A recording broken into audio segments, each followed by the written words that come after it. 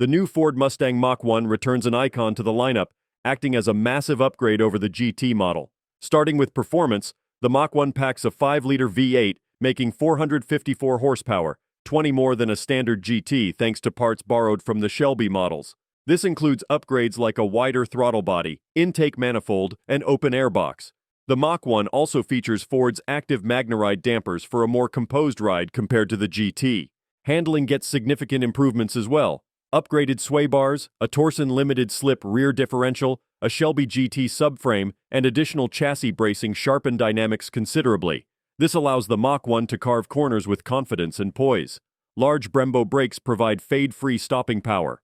Optional 19-inch wheels and Cup 2 tires take grip to an even higher level. While the auto transmission works well, opting for the smooth Tremec 6-speed manual unlocks the full potential of the naturally aspirated V8. Visually, the Mach 1 stands out from other Mustangs with its prominent front grills that incorporate provisions for fog lights. Traditional Mach 1 badges adorn the bodywork and let everyone know this is no ordinary Stang. 5-spoke wheels round out the muscular aesthetic. On the inside, Ford outfits the Mach 1 with bolstered seats, aluminum trim, and a distinctive plaque denoting the limited production run. Still, many cabin materials feel low rent compared to European rivals. Thankfully, the latest Sync infotainment works seamlessly. While carrying a hefty premium over the Mustang GT, the long list of performance upgrades make this pony car a properly dramatic thrill ride, especially for track driving. The Mach 1 is absolutely the most capable non-Shelby Mustang that money can buy. Unless Ford decides to import the track pack with its grippier rubber and tailored aero, the Mach 1 still leaves a sliver of room at the top of the range for Shelby variants to shine through. But make no mistake, this revived Mach 1 lives up to its reputation and offers plenty of excitement.